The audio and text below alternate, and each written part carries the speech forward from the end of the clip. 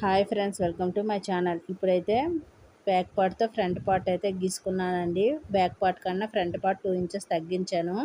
ఇప్పుడు తగ్గించిన తర్వాత మనకి ఫ్రంట్ నెక్ కావాలి కదా, దానికోసం ఆది బ్లౌజ్ ప్రకారంగా నెక్ అయితే తీసుకుంటున్నాను. ఇక్కడ చూడండి, నాకు 6.5 వచ్చింది. మనం ఇంకా ఖర్చు కలపక్కర్లేదు. 6.5 వస్తే 6.5 పెట్టేయాలి. మనకి ఎంత వస్తే అంత పెట్టేసుకోవాలి. నేనైతే 6.5 వచ్చింది కదా, 6.5 అయితే పెట్టేసుకున్నాను. ఇక్కడైతే రౌండ్ తిప్పడం కోసం 3 ఇంచెస్ పెట్టానండి. 2.5 కూడా పెట్టుకోవచ్చు. ఇలా లైన్ గీసుకొని ఎల్ షేప్లో మనం రౌండ్ తీసుకోవాలండి. ఇప్పుడైతే రౌండ్ ఇచ్చేస్తాను. అంతేనండి, ఫ్రంట్ నెక్ అయితే వచ్చేసింది. ఇప్పుడు చూడండి, సంఖ దగ్గర లోతు కూడా ఒక 1/2 ఇంచు ఇలా తీసుకుంటే సరిపోతుంది. ఒక 1/2 ఇంచు ఉండాలండి ఫ్రంట్ పార్ట్లో లోతు.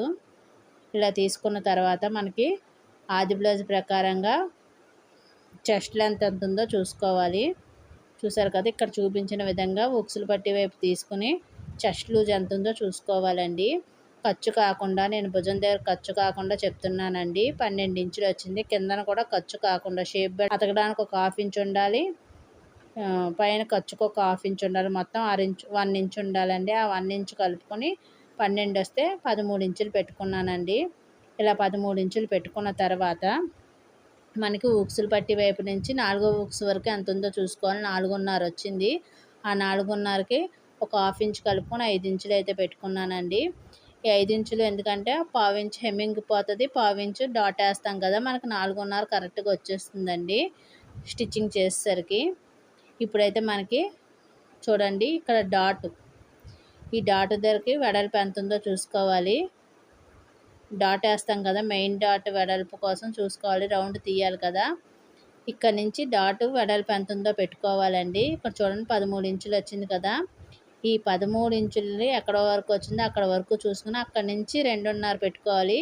ఈ 2.5 తర్వాత మెయిన్ డాట్ అయితే వేసుకుంటామండి. ఇక్కడ 2.5 ఉంది కదా, ఈ 2.5 దాటిన తర్వాత డాట్ వేసుకోవాలి. మనం 1 ఇంచో 2.5 ఇంచో పెట్టుకుంటాం కదా డాట్ పొడవు వెడల్పు, ఆ డాట్ అయితే అక్కడ వేసుకోవాలండి. ఇప్పుడైతే సంఖ వైపు ఎంత వచ్చిందో చూసుకోవాలి. సంఖ వైపు 6 ఇంచులు వచ్చిందండి. 6.5 వచ్చింది. 6.5 వస్తే నేను 7 ఇంచులు అయితే పెట్టాను. రెడీ అయ్యేసరికి మనకు 6.5 ఇంచులు వస్తుందండి, సరిపోతుంది. ఇప్పుడైతే మనకి చూడండి, 7 ఇంచులు పెట్టుకున్నాను సంఖ వైపు. 6.5 రెడీ అయ్యేసరికి వస్తుంది. చూసారు కదా ఫ్రంట్ పార్ట్. ఈ విధంగా ఆది బ్లౌజ్లో కొలతలు తీసుకుని కటింగ్ చేయొచ్చండి. చూడండి, చెస్ట్ 9 ఇంచులు వచ్చింది, ఖర్చు 2 ఇంచులు వచ్చిందండి. చూడండి, ఇక్కడ చెస్ట్ లెంత్ 13 ఇంచులు, మనకి ఇక్కడ డాట్ వేయడానికి 2.5 గ్యాప్, ఇక్కడ 5 ఇంచులు. ఫ్రంట్ పార్ట్ రెడీ అయిపోయింది.